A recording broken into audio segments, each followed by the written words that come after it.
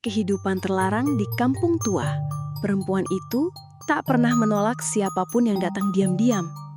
Bagian 1, warisan yang tak tercatat. Di belakang ketenangan pohon-pohon tua serta jalanan berdebu yang sudah diserap oleh waktu, terdapat sebuah desa yang hampir terlupakan. Desa itu dikenal oleh warga dengan nama Desa Tua, tempat di mana kisah-kisah kelam tak pernah terabadikan dalam catatan sejarah, namun tetapi hidup dalam bisikan para orang tua yang kini rambut mereka telah memutih, mata mereka berkilau, dan langkah mereka tersendat. Kakek saya pernah menceritakan dengan nada lembut, seolah takut dengar angin, tentang masa mudanya di desa itu. Pada waktu itu televisi belum ada, radio pun tidak hadir, apalagi jaringan internet. Malam-malam diisi dengan percakapan panjang di pos ronda, sambil menikmati kopi hitam yang pahit diseduh dengan air dari sumur. Di bawah cahaya redup lampu minyak, terdengar nyanyian jangkrik dan aroma tanah yang basah. Para pria desa berkumpul. Mereka menyebutnya ronda. Namun, kakek tahu, tidak semua orang benar-benar menjalankan ronda. Ada yang sekadar berpamitan kepada istri, ucapnya dengan suara pelan, kemudian secara diam-diam menyelinap ke tempat gelap yang bukan miliknya. Kakek tak menyebutkan siapa namanya, hanya menggambarkan pria yang setiap malam mendadak harum, atau wanita muda yang lampunya tak pernah padam sepenuhnya. Ia menyatakan bahwa desa tersebut menyimpan kisah-kisah yang tak tercatat dalam sejarah resmi. Kisah yang hanya dapat diceritakan melalui bisikan, atau bahkan tak tersampaikan sama sekali. Dahulu ada sebuah rumah di tepi desa. Jendelanya selalu terbuka. Tirainya tipis. Di dalamnya tinggal seorang wanita yang baru saja kehilangan suaminya. Masih muda, menawan, jarang berbicara. Namun, setiap malam, para lelaki tiba-tiba menjadi rajin ronda di area sekitar. Cerita kakek sambil menghela napas. Konon, wanita itu tidak pernah menolak kedatangan siapapun yang datang dengan diam-diam. Namun, ia juga tidak pernah meminta hal apapun. Segalanya mengalir seperti aliran air dari sumur yang tak pernah kering. Selalu ada yang datang, namun tanpa kegaduhan. Tidak ada yang berisik, karena semua saling menyadari, saling terdiam satu sama lain. Mereka mengira itu adalah rahasia. Padahal, semua orang sudah mengetahuinya. Hanya saja, tidak ada yang ingin menjadi orang pertama yang bersuara. Cerita itu terhenti ketika angin malam tiba-tiba berhembus kencang, seolah mengganggu. Kakek memandangi kegelapan di luar jendela. Desa itu masih ada, ungkapnya. Tetapi orang-orangnya sudah menua. Dan rahasia-rahasia itu tetap ada di sana, berakar di tanah, tumbuh menjadi pohon bisu yang tak pernah roboh. Setelah malam itu, aku tidak pernah lagi dapat melihat desa itu dengan cara yang sama. Pada masa itu, hunian di desa masih terlihat sangat sederhana. Dindingnya terbuat dari anyaman bambu, lantainya kayu yang kadang mengeluarkan suara berdecit ketika diinjak, dan atapnya terdiri dari seng usang atau rumbia yang gampang bocor saat hujan deras. Ketika malam tiba, cahaya lampu minyak kecil yang digantung di sudut menyinari ruangan dengan sinar redup, menciptakan bayangan panjang yang bergerak pelan mengikuti gerakan api. Suasana malam terasa hening, hanya terdengar suara jangkrik dan desir angin yang melintas melalui celah dinding. Dari luar, siapapun dapat mengamati ke dalam melalui celah-celah bilik yang berlubang. Tidak ada tirai, tidak ada pemisah antara ruang pribadi dan tatapan orang lain. Dan kadang, saat malam terlalu panas, perempuan hanya mengenakan kain tipis yang longgar agar bisa bernafas. Duduk melamun di tepian ranjang kayu, tanpa menyadari bahwa gerak-geriknya sedang diperhatikan oleh seseorang dari kegelapan. Kakek pernah menyampaikan, keinginan para pria di waktu itu berbeda dengan saat ini. Bukan sekedar dorongan sesaat yang muncul akibat gambar atau layar. Dulu, hasrat itu muncul dari hal-hal kecil. Dari kain yang tersingkap, dari siluet tubuh samar yang terbentuk oleh lampu minyak, dari desah nafas perempuan yang tidak menyadari ada yang memperhatikan. Terkadang keinginan itu muncul tiba-tiba, tumbuh dengan liar. Dan jika tidak dapat ditahan, maka niat baik pun bisa berkembang menjadi sesuatu yang gelap. Bukan nafsu, Le, kadang hanya rasa kesepian, ungkap kakek suatu malam sebelum batuknya pecah di tengah narasi. Perempuan-perempuan di desa itu menurutnya telah terbiasa ditinggal oleh suami.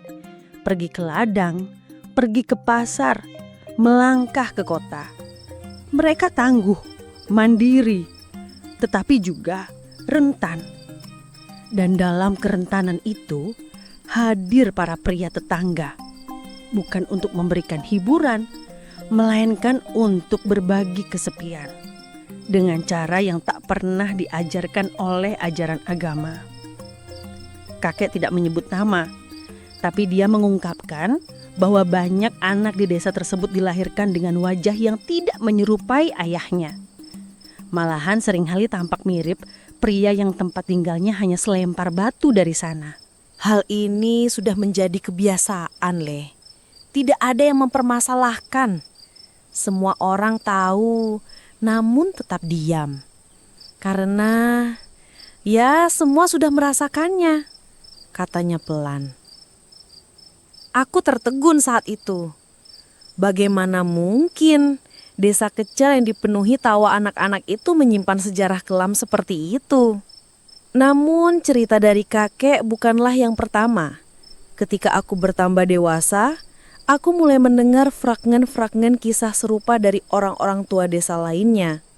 Mereka yang kini telah berusia 70 hingga 80 tahun menceritakan masa lalu layaknya sebuah legenda. Seperti cerita wayang yang senantiasa diulang hanya dengan karakter yang berbeda. Api di balik pagar bambu. Sore itu akan selalu teringat dalam benakku ketika aku berada di teras rumah panggung Mak Minah yang sederhana.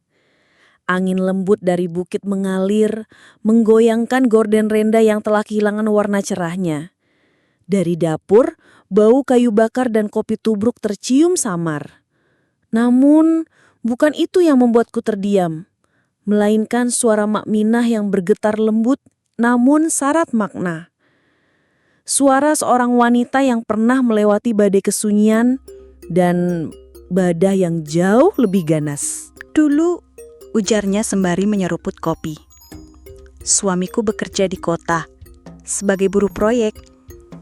Paling tidak pulang sebulan sekali. Kadang-kadang 2 bulan. Aku hanya sendiri di rumah.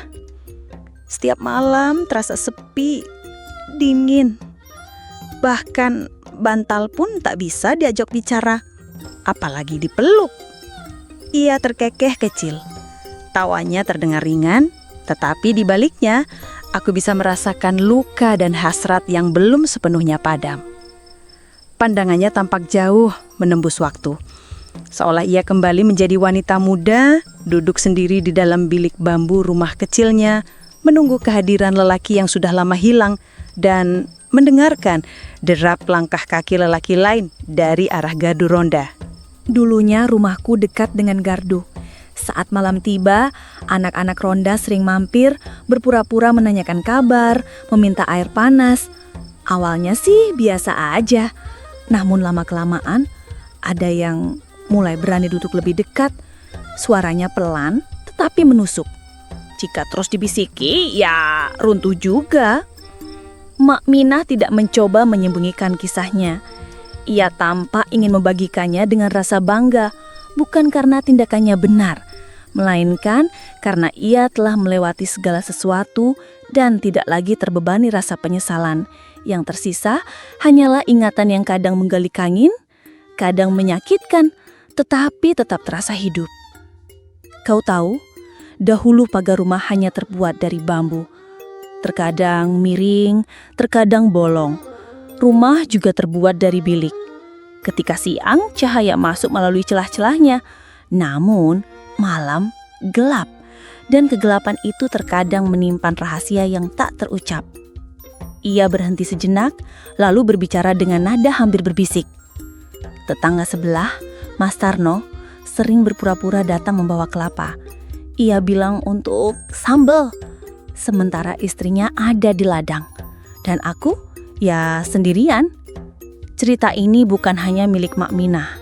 Ia menyatakan bahwa pada waktu itu, di desanya banyak orang mengalami kesunyian yang sama. Suami bekerja jauh, istri menjaga rumah, anak-anak dititipkan pada orang tua. Dalam keheningan, kerinduan bukan sekedar tentang pelukan dan sapaan, tetapi juga tentang tubuh, mengenai sentuhan yang sudah lama tak ada. Pernah, ujarnya. Ada satu masa di mana aku menjadi seorang ibu. Suamiku sempat mencurigai, tapi ia hanya diam. Sebab ia juga sadar, anak tetangga sebelah lebih mirip dirinya dibandingkan anaknya sendiri. Jadi ya sudah, saling tutup mata. Desa itu serupa banyak desa lain, menunjukkan wajah yang berbeda antara siang dan malam. Di siang hari, segalanya tampak biasa. Anak-anak bermain di lapangan, perempuan menjemur pakaian, dan pria bekerja di ladang. Namun, di malam hari adalah dunia yang lain. Dunia yang hanya dikenal oleh mereka yang sulit tidur, mereka yang menyimpan bara dalam jiwa. Mak Minah bercerita bahwa di balik hutan kecil dekat sawah, terdapat tempat yang dikenal dengan sebutan Semak Panjang.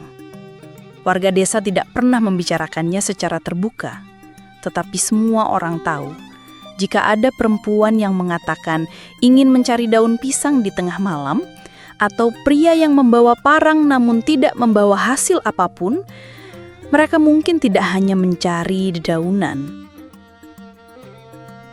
Di sana tempatnya lembab. Namun, ada semacam ceruk kecil. Orang yang duduk di situ bisa tak terlihat dari jalan. Aku tahu karena, ya, aku pernah ke sana bersama Mas Tarno. Ia bilang tempat itu keramat. Tapi menurutku, keramatnya bukan disebabkan oleh arwah, melainkan oleh hasrat manusia. Ada aspek dalam suara Mak Minah yang sukar untuk kuungkapkan. Campuran antara rasa bersalah, kerinduan, dan kehangatan dari masa lampau yang tidak dapat diulang kembali. Ia tidak pernah membagikan berapa banyak pria yang sempat datang ke dalam hidupnya saat suaminya tidak berada di sampingnya.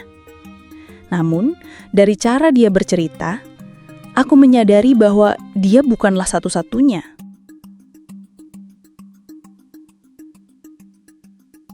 Kampung ini dulu seperti panggung pertunjukan. Setiap siang dan malam memiliki ceritanya masing-masing. Apa yang tampak baik di siang hari, mungkin tidak suci di malam hari.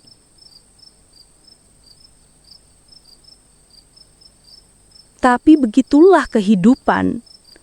Bukan karena kami tidak memiliki moral, namun karena kami adalah manusia. Aku mengangguk dengan perlahan. Menilai sesuatu yang belum kita alami adalah hal yang sulit. Terlebih ketika semua terjadi dalam batasan, dalam kesunyian yang menyiksa, dalam kerinduan yang terasa sangat panjang. Dalam cinta yang tidak cukup hadir untuk menghalangi tubuh mencari pemuasan lain. Ada kisah lain yang datang dari seorang wanita bernama Mbok Wati, rekan baik Mak Minah. Dulu ia dikenal sebagai penjual jamu keliling. Jamu untuk pegalinu, jamu perapat, bahkan jamu kuat untuk pria yang sudah lanjut usia. Namun melalui cerita Mak Minah, aku menyadari bahwa Mbok Wati bukan sekadar penjual jamu biasa. Pada waktu itu, katanya, jamu tidak hanya untuk kesehatan, tapi juga sebagai alasan jika ada pria yang datang malam-malam ke rumah Mbok Wati, mereka bilangnya membeli jamu. Namun siapa yang tahu apa yang sebenarnya diminum dan apa yang terjadi setelah itu? Cerita-cerita seperti itu menyebar bagaikan bisikan angin. Tidak pernah terabadikan dalam tulisan, tidak pernah dilaporkan, tetapi hidup dalam ingatan dan bisikan para perempuan tua yang kini sendirian. Mungkin menyesali, mungkin tidak. Yang jelas mereka telah menjalani hidup sesuai cara mereka sendiri. Pernah aku menanyakan kepada Mak Minah apakah suaminya pernah marah atau memukul ketika mengetahui anak yang dilahirkannya mungkin bukan keturunannya. Mak Minah menggoyangkan kepalanya. Dia tahu, tetapi tidak pernah mengungkapkan apapun. Mungkin dia juga merasa bersalah karena sudah pergi terlalu lama. Atau mungkin dia juga memiliki wanita lain di kota. Siapa yang tahu? Dan disitulah aku memahami suatu hal yang lebih dalam daripada narasi Mak Minah. Bahwa kesetiaan tidak hanya berkaitan dengan keberadaan fisik, melainkan juga tentang kehadiran itu sendiri. Kadang-kadang, bila kehadiran itu hilang, hanya tubuh yang merindukan dan kesunyian yang mengintimidasi yang tersisa. Sekarang, Mak Minah hidup seorang diri. Anaknya telah dewasa dan pergi jauh. Rumahnya sepi, tetapi ia tidak terlihat merasa kesepian. Mungkin karena ia sudah terbiasa dengan sepi dan tahu bagaimana cara berdamai dengan keadaan itu. Di dinding rumahnya tergantung foto hitam putih. Dirinya di masa muda, mengenakan kebaya dengan senyum penuh rasa malu. "Dulu aku cantik sekali," ujarnya sambil tertawa kecil. Aku tidak meragukannya. Bahkan sekarang di usia tua, tatapan matanya masih memancarkan api. Api yang pernah menghangatkan malam-malam di desa, di balik pagar bambu di pos ronda dan di semak-semak yang lebat. Api yang tak pernah benar-benar padam, hanya meredup dan menyisakan kisah. Dan saat aku berpamitan untuk pulang, Mak Minah berujar, "Jika kamu menulis cerita ini, jangan biarkan aku terlihat buruk. Aku hanya seorang wanita yang terlalu lama sendiri." Aku mengangguk, menahan napas. Dalam hati, aku menyadari, di banyak desa seperti ini, di banyak rumah dengan pagar bambu yang sudah usang, kisah seperti Mak Minah masih mungkin berlangsung. Bukan karena niat jahat, tetapi karena kesepian selalu berupaya mencari teman. Kampung tua memang menyimpan banyak kisah yang tak tercatat dalam sejarah. Di balik wajah-wajah berumur itu, terdapat kenangan yang berdenyut, cinta tersembunyi, pelukan dalam gelap, dan anak-anak yang besar tanpa pengetahuan siapa mereka sebenarnya. Ini bukanlah sebuah kisah untuk membenarkan, melainkan sebuah pengingat bahwa ketika agama diabaikan, ketika rasa malu hilang, maka kebiasaan dapat berkembang menjadi budaya, dan budaya dapat diwariskan entah itu sebagai luka atau sebagai cerita.